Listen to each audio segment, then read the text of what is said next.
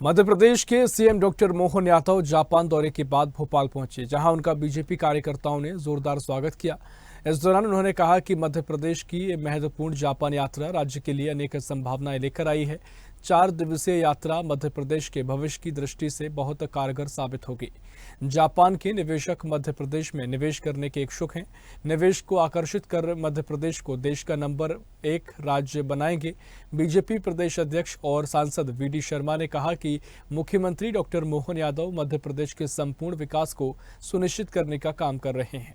प्रधानमंत्री नरेंद्र मोदी के नेतृत्व में जिस तरह से देश तेज गति के साथ विकास कर रहा है, उसे देखकर जापान समेत दुनिया भर के कई देश मध्य प्रदेश और भारत में निवेश करने के इच्छुक हैं। इसी के साथ सीएम ने कहा कि निवेश बढ़ाने के लिए 25 से ज्यादा विभागों की नीतियों में बदलाव किया जा रहा है। इसी के साथ सीएम मोहन यादव ने दिल्ली चुनाव पर कहा कि निश्चित ही बीजेपी दिल्ली में जीत के नए रिकॉर्ड स्थापित करेगी, रिकॉर्ड तोड़ते हुए सरकार बनाएगी और आम आदमी पार्टी का पता ही नहीं चल पाएगा।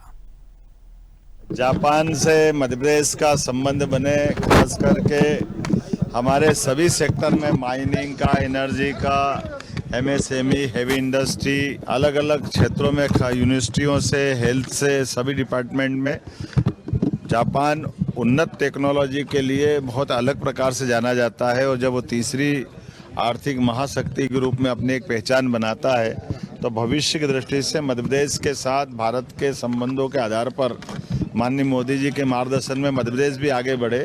इसलिए ग्लोबल समिट जब हम करने वाले हैं 24-25 फरवरी को, तो हमने 4 दिन का दौरा जापान बनाया। और मुझे इस बात की प्रसन्नता है कि पैनासोनिक से लगाकर ब्रिजस्टोन तक सभी सेक्टर की समान रूप से बहुत सारी कंपनियों ने अपना इंटरेस्ट दिखाया है। और जापान के लोग भारत में, खास करके गौतम बुद्ध के कारण से भी उनका आत्मीय संबंध है। हमारे लिए भी वो एक तरह से एशिया का प्रथम देश भी है। और अतीत के काल से जापान से हमारे रिश्ते सदैव बहुत मजबूत रहे। कभी किसी भी पार्टी की सरकार वहाँ रहे या यहाँ पे सरकार रहे, लेकिन जापान हमेशा हमारे मित्रवत भाव से हमारे साथ जुड़ा रहता है। एक अलग बात है कि जापान के अंदर हमारा उनका संबंध, चूँकि अंग्रेजी भाषा को वो कम पसंद करते हैं, उनकी मूल भाषा पे ज़्यादा ध्यान देते हैं। ऐसे में जापानी भाषा सिखा करके कई सारे मित्रों को यहाँ से हम जापान में रोजगार के लिए भी, उनकी बौद्धिक क्षमता के हिसाब से भी उनको दे सकते हैं। और जापान की टेक्नोलॉजी को अपना करके मध्य प्रदेश भी बहुत आगे बढ़ सकता है। इसी भाव के आधार पर हमने 4 दिन का दौरा अलग अलग सेक्टर को लेकर मनाया था। रेडीमेड गारमेंट्स लगा करके कई रोजगार परक बहुत सारे कारखानों में बड़ी निवेश की संभावना लेकर के हमारा यह दौरा सफल रहा। यद्यपि मैंने तो माना था कि केवल निमंत्रण के भाव से जाएंगे, लेकिन जिस प्रकार से वहाँ की अलग अलग कंपनियों ने अपनी रुचि दिखाई है, उसके बहुत अच्छे सकारात्मक रिजल्ट यहाँ मिलेंगे। एक और जानकारी देना चाहूँगा, माननीय प्रधानमंत्री जी के कारण से हमारे कई राज्यों ने भी जापान की तरफ मुँह घुमा करके संबंध बनाना प्रारंभ किया है। माननीय नरेंद्र मोदी जी ने अपने मुख्यमंत्री काल में ही इस बात की शुरुआत की थी। और जिस प्रकार से कल माननीय मोदी जी ने अपना बजट भारत सरकार के नाते से लागू किया है, इस बजट के परिप्रेक्ष्य में मध्य प्रदेश जापान के साथ भी निवेश बढ़ाएगा, अपने राज्य के अंदर भी बड़े पैमाने पर औद्योगिक गतिविधियों को बढ़ाने के लिए सक्षम रहेंगे।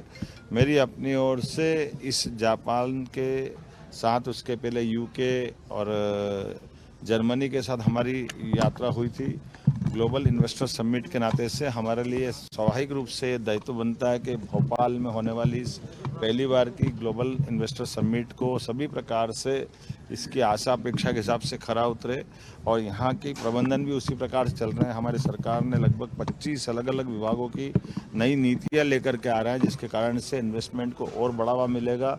और ख़ासकर 2025 का वर्ष तो हमने उद्योग वर्ष के रूप में घोषित किया है। तो स्वाभाविक रूप से एग्रीकल्चर के उत्पाद से लगा करके सभी सेक्टर में हम आगे बढ़ेंगे। मैंने अपनी ओर से एक बार फिर सभी कार्यकर्ताओं का भी आभार माना, हमारे सभी वरिष्ठ नेताओं का आभार माना। हमारी ये सामूहिक नेतृत्व की भावना के आधार पर संगठित रूप से काम करने की कार्य पद्धति है कि मध्य प्रदेश को आगे बढ़ाने के लिए इस प्रकार के प्रयास लगातार जारी हैं।